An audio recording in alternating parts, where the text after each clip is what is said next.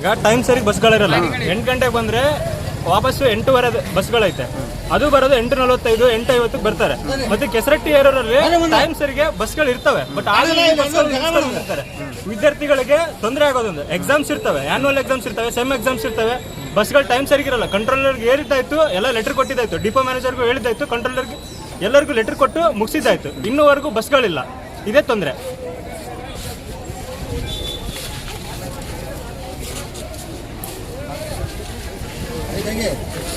ಸರಿ ಬಂದಿಕ ಬಂದಿಕ ಮಾಡಲ್ಲ ಸರಿ ಬಂದಿಕ